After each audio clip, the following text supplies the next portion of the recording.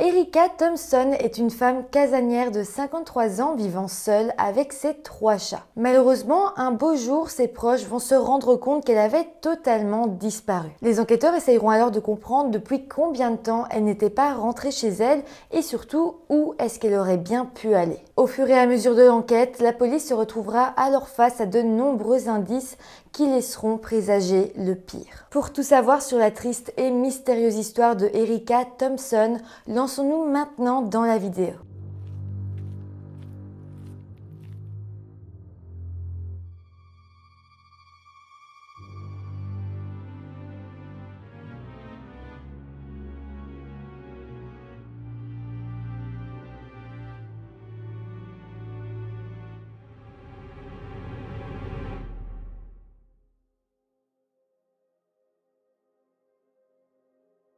Hello tout le monde, j'espère que vous allez bien. Je vous retrouve aujourd'hui chez mes parents parce que je suis rentrée du Canada, ça y est.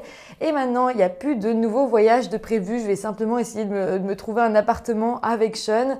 Et puis, tout va revenir à peu près à la normale sur la chaîne. Je vais revoir un décor. Enfin, j'ai vraiment hâte et je pense que vous aussi.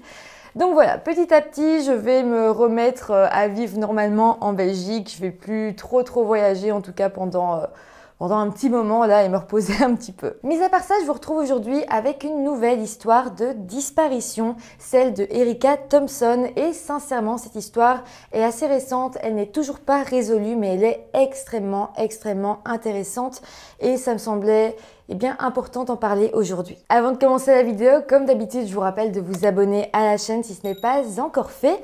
Et voilà, maintenant que tout ça est dit, lançons-nous dans la vidéo. Erika Thompson est née le 27 mai 1966 et en 2019, elle était une femme de 53 ans vivant aux États-Unis dans l'état de l'Illinois, dans la ville de Brookfield. Erika était maman d'un garçon qui s'appelle Michael Russo, mais en 2019, il était déjà adulte, donc il ne vivait plus avec elle. En fait, Erika était une femme qui vivait seule avec ses 3 chats dans une maison située sur la Monroe Avenue dans le pâté de maison 9200. C'était en fait assez récent parce qu'elle avait mis fin à sa dernière relation 2 ans auparavant, mais donc maintenant elle vivait une vie de femme célibataire et voyait son fils quand elle le pouvait. Mis à part ça, Erika travaillait comme contrôleuse chez Empire Hard Chrome, une entreprise de fabrication qui se situait à Chicago, à plus ou moins 20 minutes de chez elle. Mis à part son travail, Erika ne sortait pas beaucoup de chez elle et elle était décrite comme une femme plutôt casanière. Et en plus de ça, Erika souffrait d'anxiété dès qu'elle devait conduire sur de longues distances. Donc clairement, elle ne sortait pas beaucoup de chez elle, elle faisait pas beaucoup d'activités à part dans sa demeure. Chez elle, elle passait alors généralement son temps à jardiner ou à faire du crochet.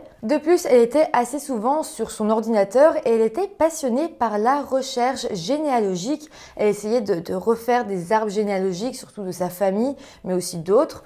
Donc voilà, elle passait énormément de temps aussi sur Internet. Clairement, Erika essayait d'avoir un mode de vie simple et de s'éloigner un maximum de tout ce qui pouvait lui causer trop de stress. À présent, plongeons-nous dans la journée du 1er octobre 2019. Ce jour-là, Michael, son fils, s'est rendu chez elle comme il le faisait habituellement. Mais bizarrement, lorsque Michael va sonner à la porte, il va se rendre compte que sa mère n'était pas là, ce qui était assez étrange connaissant le tempérament d'Erika. En fait, plus tôt dans la journée, Michael avait appelé sa mère pour savoir s'il pouvait passer et elle n'avait pas répondu, c'était un peu bizarre, donc il avait quand même décidé d'y aller. Et là, de se retrouver devant cette porte fermée, que personne ne répondait quand il sonnait, il s'est dit que la situation était un petit peu étrange. Il va alors décider de faire le tour de la maison et il va être surpris de constater que la porte arrière coulissante en verre était grande ouverte. Il a alors décidé de rentrer à l'intérieur de la maison, même si il semblait que personne ne soit là. À l'intérieur, l'air climatisé était allumé et les 3 chats étaient là, mais semblaient avoir été laissés sans surveillance depuis déjà un bon moment. Là, Michael a décidé à nouveau d'appeler sa mère, de lui envoyer des messages, mais c'était sans succès, elle ne répondait jamais. En fait, ce qui paraissait bizarre ici, c'est que Erika ne semblait être nulle part, elle semblait être partie depuis déjà un bon moment, mais ça collait pas vraiment parce que si effectivement elle était partie dans le but de revenir quelques jours plus tard, Elle aurait comme fait garder ses chats, elle aurait fermé l'air climatisé et fermé sa porte arrière. Donc là, par rapport à ça, Michael dira dans une entrevue, elle fait attention à ses factures. Elle n'est pas du genre à laisser négligemment les fenêtres ouvertes. Donc là, face à cette situation qui est vraiment étrange, Michael a décidé de se rendre à la police pour y déposer un rapport de personnes disparues. Des enquêteurs vont alors se rendre jusqu'à la maison d'Erika et là, ils noteront eux aussi que la maison semblait comme être laissée à l'abandon. En fait, on aurait dit qu'Erika avait quitté sa maison comme si elle comptait y retourner 2 minutes plus tard, mais qu'au final, elle n'était jamais rentrée. Par contre, les enquêteurs noteront que Erika avait disparu avec son sac à main, son téléphone portable, ses clés de maison, ses clés de voiture et son permis de conduire. Donc c'est quand même bizarre parce que si Erika est partie en ayant tout ça sur elle, pourquoi elle n'a pas fermé sa porte arrière et au moins la clim? C'est bizarre qu'elle ait laissé tout ça ouvert alors que si elle prenait ses clés de voiture, c'est qu'elle comptait partir un peu plus loin. En tout cas, vous allez voir, ça va pas être la seule chose vraiment bizarre dans cette enquête. En pénétrant dans la maison, les enquêteurs noteront dans un premier temps que dans l'évier de la cuisine se trouvaient plusieurs plats qu'Erika semblait avoir empilés et laissés là. De plus, on pouvait constater que ça faisait un bon moment qu'elle n'y avait pas touché parce qu'il y avait de la moisissure qui avait commencé à se faire sur le dessus des plats. Ensuite, dans la chambre d'Erika, les policiers noteront que un peu partout autour de son lit, il y avait du vomi de chat qui datait de plusieurs jours et qui n'avait jamais été ramassé. Il faut savoir qu'Erika était très fière de sa maison et aimait vraiment qu'elle soit parfaite tant à l'intérieur qu'à l'extérieur. Michael, son fils, dira alors aux enquêteurs qu'il était certain que jamais sa mère aurait laissé sa maison dans cet état-là de son plein gré. Aussi, Michael dira que déjà à ce moment-là, il craignait que sa mère ait été victime d'un acte criminel. En tout cas, après ça, les enquêteurs feront une découverte bien plus étrange encore. Il faut savoir qu'Erika avait fait installer des caméras de sécurité devant sa maison. Alors, en voyant ça, les enquêteurs se disaient qu'ils allaient pouvoir regarder les caméras de surveillance et voir quand était la dernière fois qu'Erika avait quitté sa maison et surtout dans quelles conditions. Clairement, ils se disaient qu'avec ces images de vidéosurveillance, ils auraient beaucoup de réponses à leurs questions. Donc, ils vont essayer de les visionner. Mais là, ils vont se rendre compte que une grande partie des images de vidéosurveillance avaient été effacées, dont l'entièreté des images des derniers jours. Donc on ne savait pas du tout comment Erika était partie, où elle était partie, quand elle était partie. Toutes ces images avaient été effacées. Je précise aussi que pour effacer ces images, il fallait le faire manuellement. Donc quelqu'un a effacé volontairement ces images. Donc ici, cette affaire ressemblait quand même de plus en plus effectivement à un acte criminel. Pour essayer de comprendre depuis quand Erika avait disparu, les enquêteurs appelleront alors son travail et les chefs d'Erika diront qu'elle n'était pas venue travailler depuis le 26 septembre, donc 5 jours plus tôt. Ça faisait 5 jours qu'elle n'avait pas été travailler et personne n'avait pensé à contacter sa famille ou même la police. Oui, ses collègues étaient inquiets, mais ils n'avaient rien fait et ils attendaient tout simplement qu'elle réapparaisse. En tout cas, à ce moment-là, les policiers se sont focalisés sur les caméras de la ville pour essayer de retrouver une dernière trace d'Erika. Finalement, après des heures de recherche, ils détermineront qu'Erika avait officiellement disparu le 25 septembre 2019 à 16h30. C'est en fait à ce moment-là qu'elle sera filmée pour la dernière fois par une caméra de sécurité. Elle se trouvait dans sa ville, à Brookfield, et était en train de faire un dépôt bancaire au Ace Corners Veterans Memorial Circle. Après ce dépôt d'argent, elle a tout simplement été filmée en train de repartir vers sa voiture, sans doute pour rentrer chez elle, et tout paraissait normal. Après ça, malheureusement, plus personne ne retrouvera la trace d'Erika. Je me fais quand même une réflexion, c'est qu'il y a énormément d'affaires d'enquêtes criminelles, notamment beaucoup dont j'ai parlé sur cette chaîne, où la personne disparue a été vue pour la dernière fois à la banque. Je pense que ça arrive suffisamment souvent pour qu'on puisse se poser pas mal de questions. Par contre, dans ce cas-ci précisément, ce que je trouve plus étrange, c'est que habituellement, quand on voit des personnes avant de disparaître qui vont à la banque, ils retirent de l'argent. Par contre, dans notre cas, Erika mettait de l'argent sur son compte. Je ne sais pas si ça a un lien direct avec sa disparition.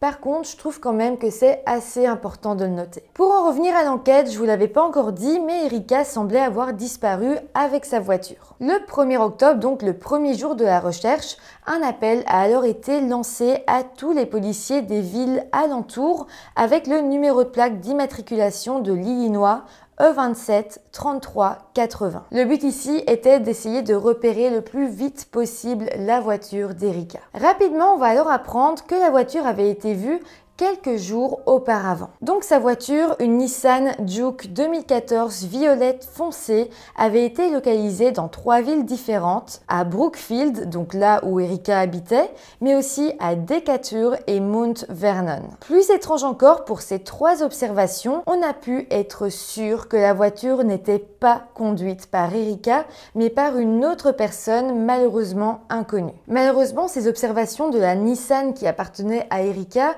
ont été faites avant qu'on reporte sa disparition à la police, donc la voiture n'a jamais été arrêtée. Malheureusement, après ça, une fois que sa disparition a été connue, il n'y aura plus jamais de nouvelles observations de la Nissan. Donc là, comme vous pouvez le voir, cette affaire devenait de plus en plus étrange à mesure que les enquêteurs cherchaient à en savoir plus. D'ailleurs, le 2 octobre, donc le lendemain des premières recherches, le téléphone d'Erika a été retrouvé. Il avait en fait été abandonné dans un fossé dans la ville de Springfield dans le Missouri. Donc là, l'affaire s'étendait dans plusieurs États des États-Unis et donc le FBI a alors commencé à se pencher sur l'affaire. Après ça, les enquêteurs se sont alors mis d'accord pour dire que la disparition d'Erika était possiblement liée à un acte criminel. Le FBI dira d'ailleurs qu'il était fort probable que le téléphone d'Erika ait été jeté par la fenêtre de la voiture alors qu'elle était en marche. Donc là, clairement, on peut imaginer la scène que quelqu'un aurait pu jeter de force son téléphone lorsqu'il roulait. Michael, le fils d'Erika, dira d'ailleurs qu'il était impossible que sa mère se soit rendue jusqu'à Springfield volontairement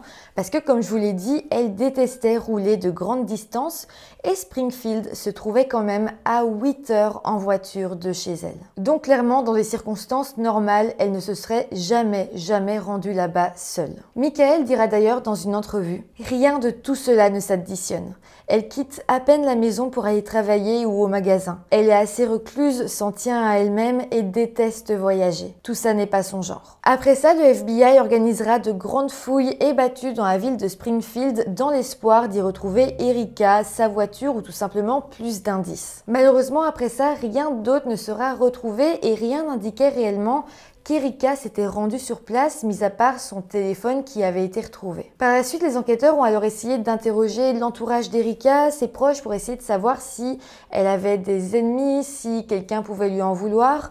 Mais comme je vous l'ai dit, elle parlait pas à grand monde, elle sortait pas de chez elle, donc c'était compliqué de savoir si vraiment il pouvait avoir des ennemis, mais clairement la réponse était non. Les enquêteurs ont alors parcouru tout le quartier d'Erika. Ils ont sonné à toutes les portes pour essayer d'avoir plus d'informations, pour essayer de savoir si ses voisins l'avaient vue, quand est-ce qu'ils l'avaient vue pour la dernière fois, s'ils savaient quelque chose de plus. Mais malheureusement, encore une fois, ça ne fera pas vraiment avancer l'enquête. Ses voisins diront qu'ils n'avaient pas vu Erika depuis plus ou moins une semaine, ce qui concordait avec ce que la police savait déjà.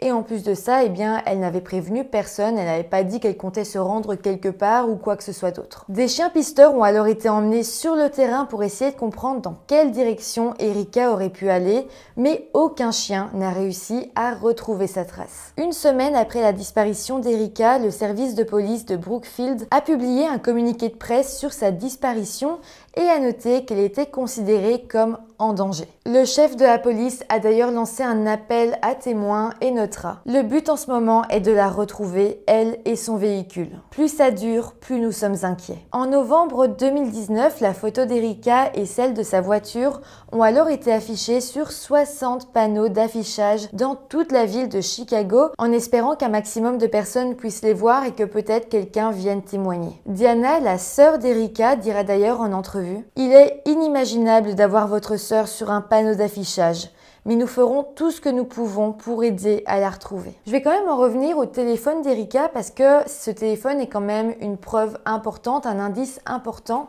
En fait, les enquêteurs vont faire des recherches et ils vont se rendre compte que le téléphone a été éteint pour la dernière fois le 26 septembre, donc soit le lendemain de sa disparition officielle. Mais avant ça, avant que le téléphone soit éteint, il avait sonné à plusieurs reprises dans diverses villes différentes, dans plusieurs communautés, et les policiers seront en mesure de savoir où exactement. Parmi ces communautés, il y avait notamment Countryside, Hot Kings, McCook, Forest View, Summit et Ridgeview. Les enquêteurs ont alors fouillé tous ces lieux et ont demandé à plusieurs résidents s'ils se rappelaient d'avoir croisé soit Erika, soit sa voiture, une Nissan mauve. Malheureusement, personne ne se rappellera les avoir croisés, mais les enquêteurs vont continuer les recherches dans tous ces lieux. Chaque cours d'eau sera alors fouillé parce que les enquêteurs pensaient que peut-être la voiture d'Erika aurait pu être lancée dans l'un d'eux, mais là encore, rien ne sera retrouvé. En tout cas, en parallèle, Michael, le fils d'Erika, ainsi que Dana Thompson, la sœur d'Erika,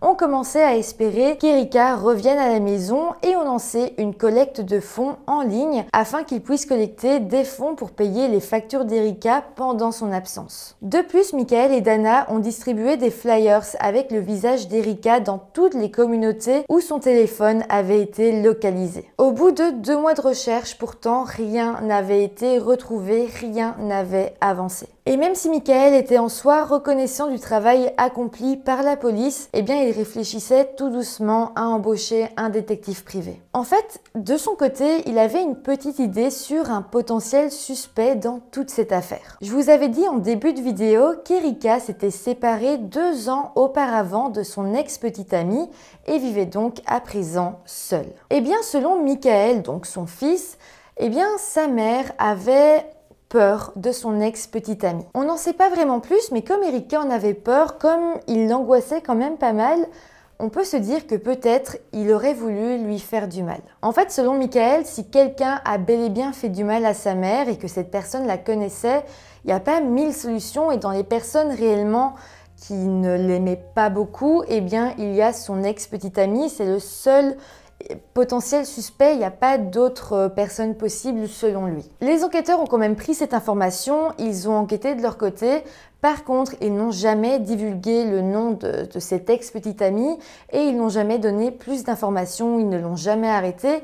Donc, j'imagine que c'est soit parce qu'ils ne le considèrent pas comme un potentiel suspect, soit et sûrement parce qu'ils n'ont pas assez de preuves tout simplement pour l'arrêter. Dans tous les cas, on est loin d'être sûr que ce soit cet ex-petite ami, c'est juste une idée comme ça parce que vraiment, eh bien, les enquêteurs n'ont pas beaucoup de pistes au final, donc on se dit c'est une idée, mais clairement on n'en est pas sûr. Mis à part ça, une récompense de 1000 $ a été offerte par l'association Cook County Crime Stoppers pour les informations menant à la découverte d'Erika. Un des représentants de l'association dira d'ailleurs « Nous avons besoin de votre aide. Nous avons besoin de votre aide pour dire tout ce que vous savez sur ce qui aurait pu ou est arrivé à Erika. » Il a aussi rappelé que chaque témoignage pouvait être reçu de manière totalement anonyme. Aujourd'hui, nous n'en savons malheureusement pas plus et la famille d'Erika essaye malgré tout de toujours garder espoir. Sa sœur Dana garde d'ailleurs les 3 chats d'Erika et espère même peut-être un jour pouvoir les lui rendre. Pour terminer cette vidéo, je tiens à rappeler que Erika a donc disparu fin septembre 2019 à l'âge de 53 ans. Elle a les yeux bleus et à l'époque elle avait les cheveux blonds, même si sa couleur de cheveux naturelle est le brun. Elle pesait 50 kg et mesurait 1,70 m.